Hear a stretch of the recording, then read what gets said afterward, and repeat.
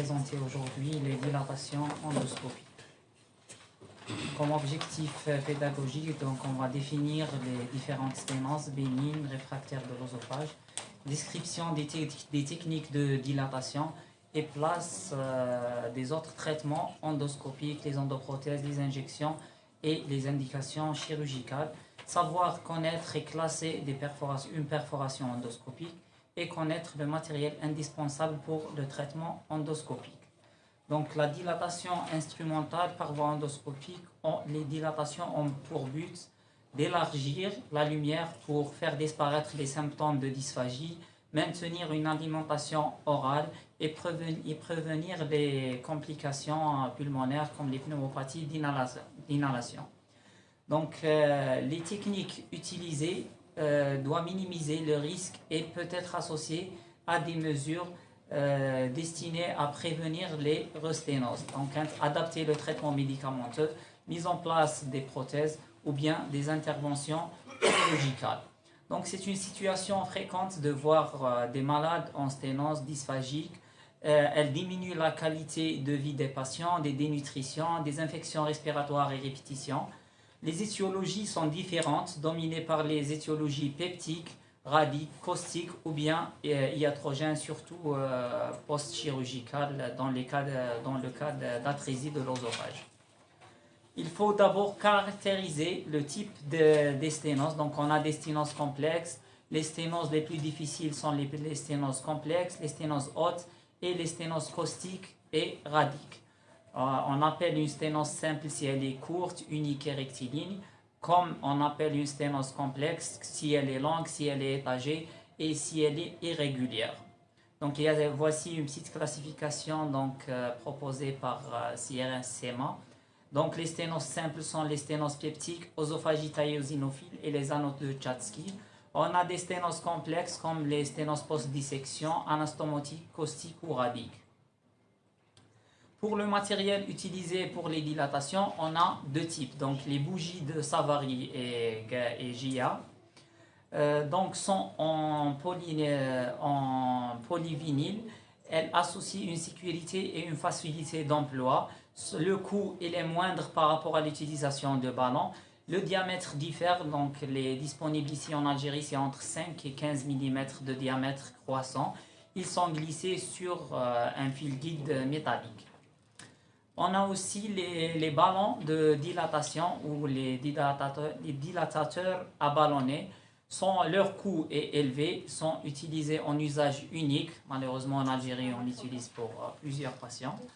Le contrôle, on fait un contrôle endoscopique et radiologique lors de leur utilisation. Il existe deux types, donc les ballonnés en polyéthylène, donc qui passent à travers l'endoscope, ou qu'on appelle through the scope. Et il y a les ballons qui sont plus larges pour l'achalasie, 30, 35 mm et 40. Là, on les glisse sur fil guide et ça passe pas par l'endoscope. On fait la dilatation sous contrôle scopique. Donc pour le traitement endoscopique, on traite toujours un malade seulement s'il est symptomatique.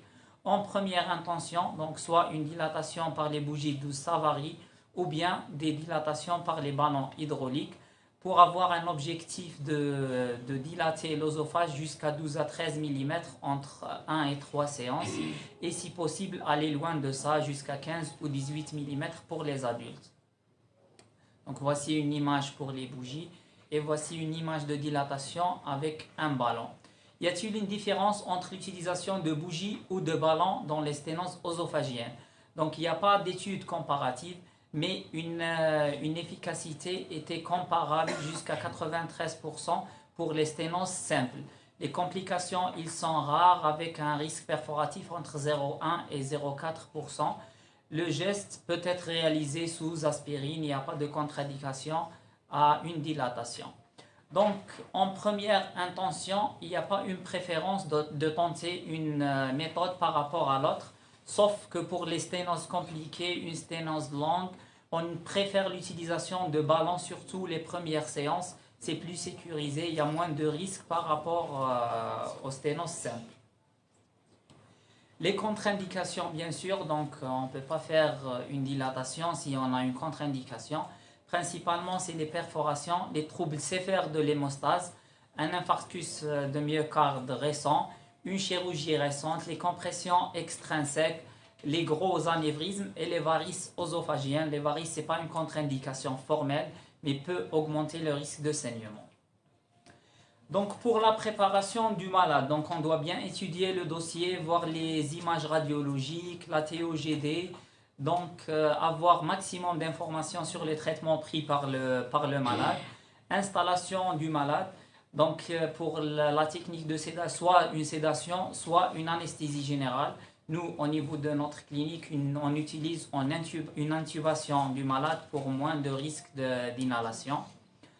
Pour l'endoscope, il permet de caractériser la lésion, voir si elle est franchissable ou non. Il faut bien sûr vérifier le fonctionnement de l'endoscope, l'insufflation, l'aspiration et utiliser de préférence une source d'insufflation à CO2 pour minimiser les risques de complications, surtout en cas de perforation.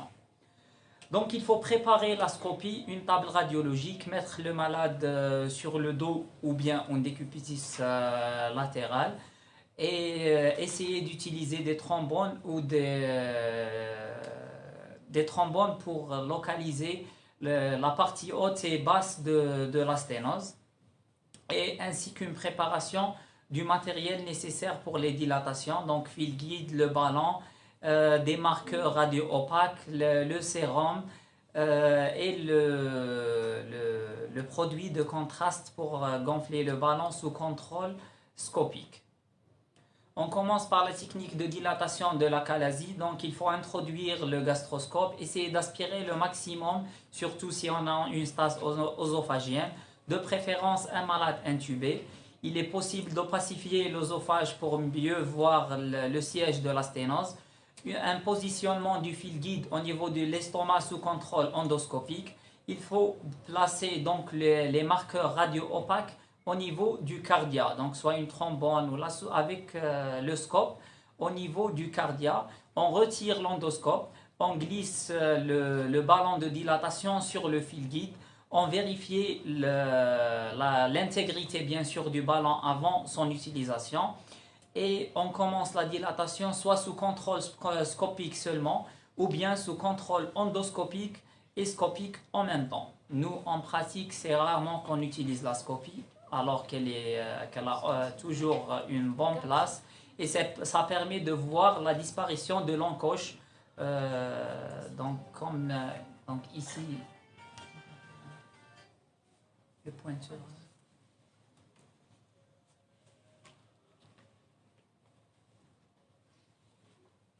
Donc ce qu'on voit ici, donc il y a un ballon qu'on va gonfler, et puis on a une disparition complète de l'encoche. Donc on peut voir ça en scopie. En endoscopie, on ne peut pas voir la disparition complète de l'encoche. On utilise bien sûr un matériel pour l'insufflation et mesurer les différentes pressions. Donc c'est une insufflation avec une pression qu'on retrouve au niveau des ballons. Donc si on met une telle pression, le ballon il va se gonfler à un tel diamètre. Donc on doit toujours contrôler le remplissage du ballon. Donc on vient à la technique de dilatation au ballon pour les sténoses soit peptiques, soit caustiques. Donc on évalue toujours la sténose à l'aide de l'endoscope. On opacifie sous contrôle scopique la sténose, surtout pour les sténoses infranchissables. On met en place un fil guide qui va traverser la sténose jusqu'à l'estomac sous contrôle scopique. On effectue un repérage radiologique avec des marqueurs radio-opaques, les deux berges de la sténose, basse et haute. On prépare le ballon de dilatation avec un diamètre précisé par le médecin. Le diamètre, on doit choisir selon l'âge du malade et le diamètre de la sténose. Donc il ne faut pas gonfler le ballon avant son utilisation. Donc le ballon, une fois gonflé, il sera très difficile de réintroduire le ballon dans le canal opérateur, surtout pour les diamètres élevés, 15 et 18 mm. Donc on fait passer le ballon à travers l'endoscope et on gonfle le ballon sous contrôle donc endoscopique, scopique et bien sûr contrôle des pressions avec un insufflateur.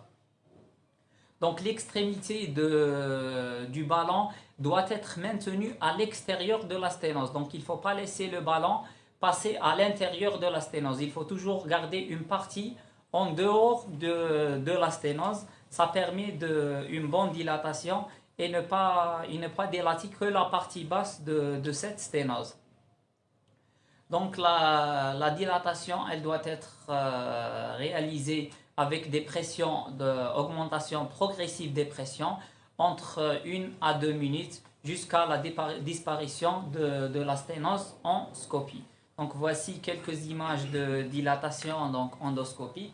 Donc surtout il faut insister pour voir une grande partie du ballon donc à l'extérieur de la sténose. Si on fait passer si on laisse pas cette partie en dehors de la sténose, le ballon il va descendre en dessous de la sténose. Donc il faut toujours garder une petite partie à l'extérieur. Et ici on peut même contrôler la dilacération en endoscopie. On est toujours en train de voir la partie haute de la sténose.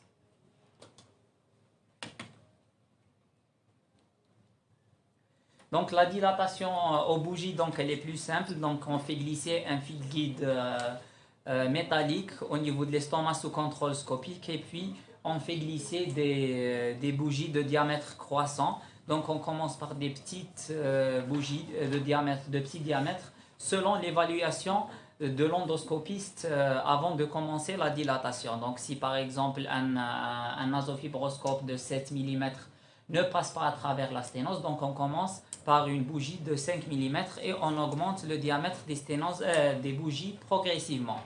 La règle des trois bougies, donc elle n'est pas validée à 100%. Il y a des gens qui disent qu'il ne faut pas dépasser 3 bougies, donc ça veut dire 5, 7 et 9 mm. Mais il y a d'autres qui peuvent aller plus loin jusqu'à 11 et 13 mm selon l'expérience de l'opérateur. Donc voici quelques images de dilatation avec les bougies de Savary.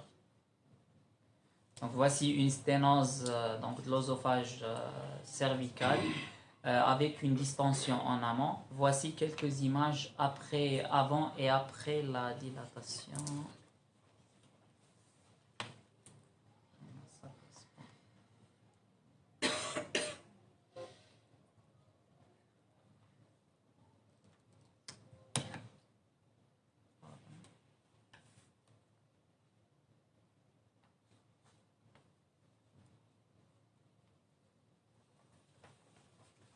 Donc là, on va parler un petit peu des complications. Donc comme tout un geste à ces complications, la principale complication des dilatations, c'est la perforation.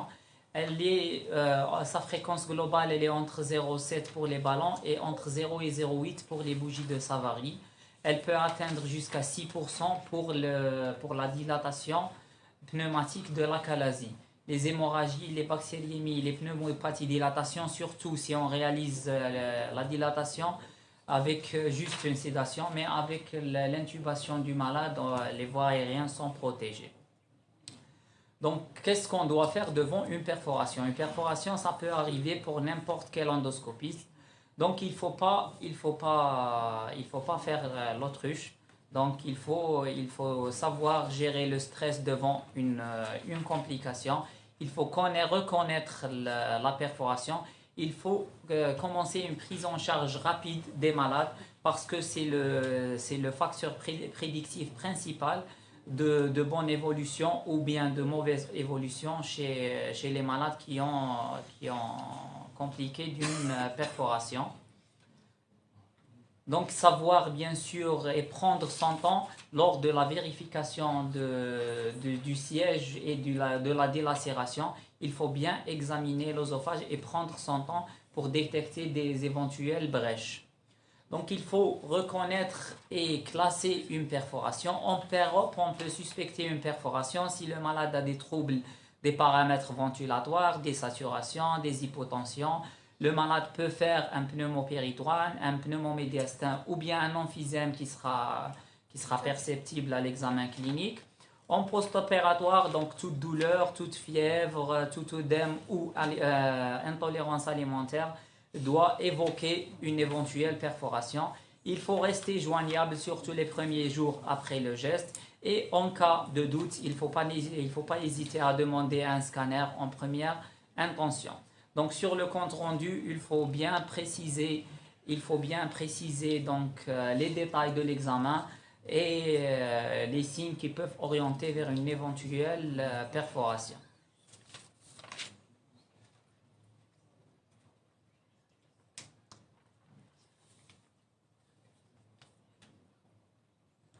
Donc les principes généraux, donc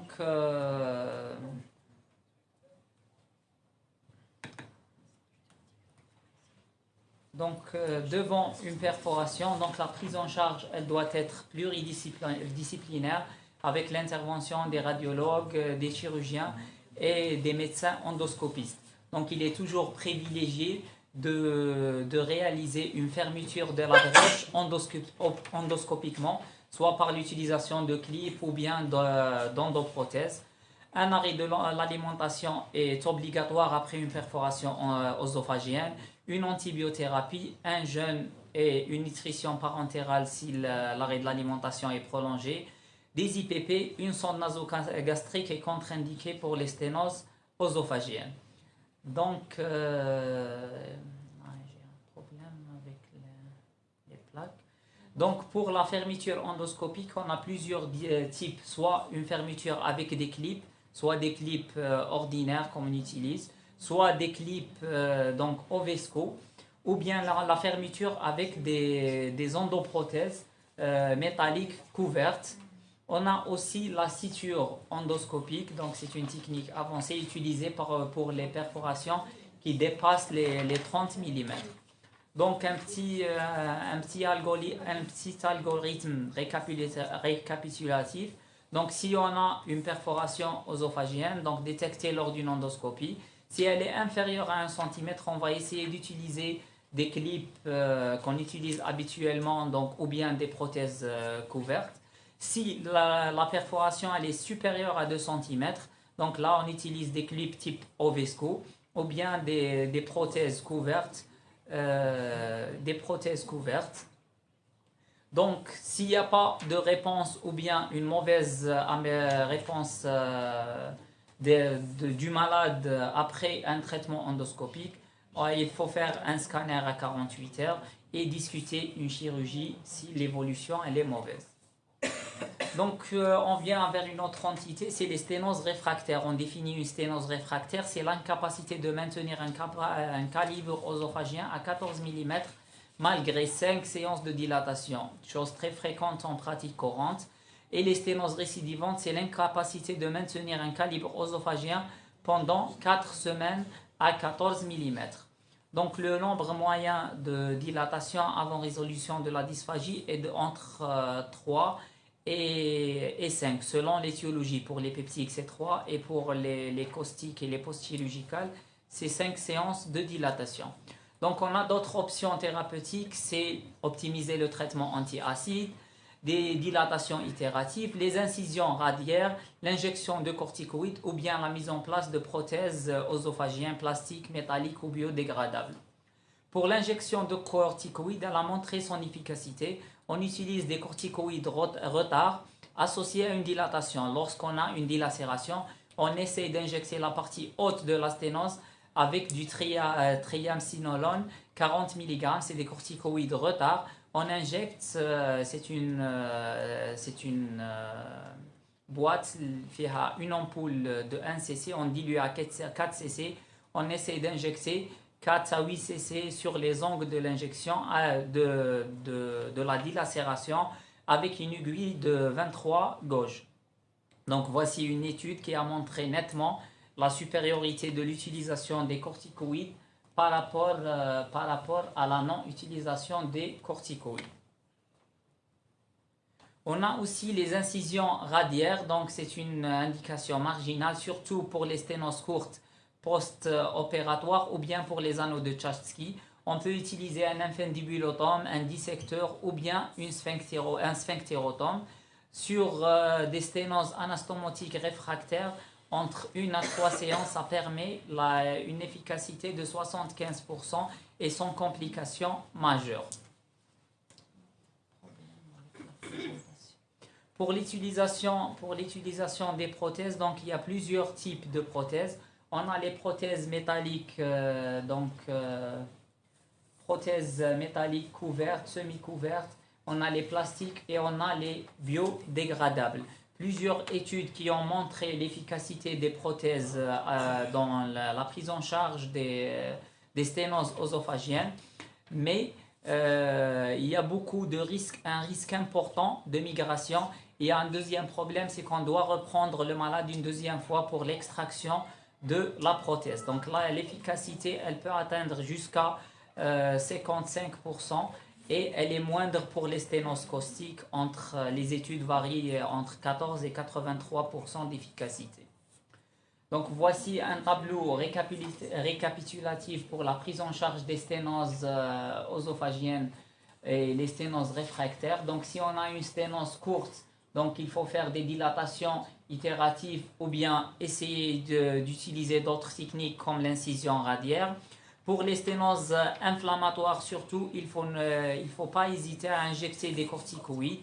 Donc si on a un échec des deux techniques, on peut proposer le malade vers la mise en place de prothèses œsophagiennes couvertes qu'on peut mettre entre 4 et 8 semaines et puis on extrait.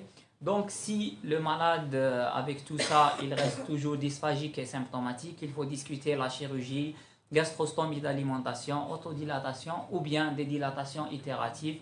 Donc chose qu'on fait à notre niveau, donc on n'a pas vraiment le choix. La majorité, on fait des dilatations itératives et on essaie d'espacer à chaque fois les séances. Donc pour les take-home messages, donc l'efficacité des dilatations aux bougies et aux ballons, elle est équivalente.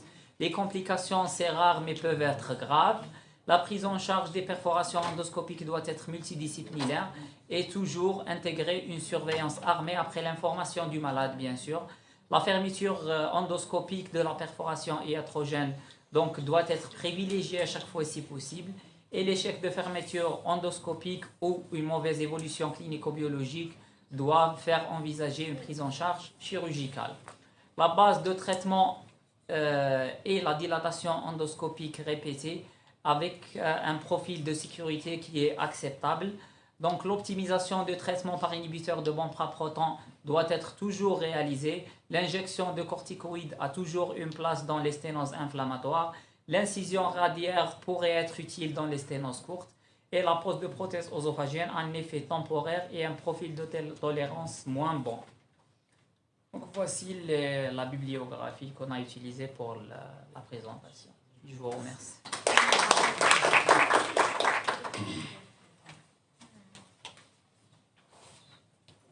Vous avez des questions?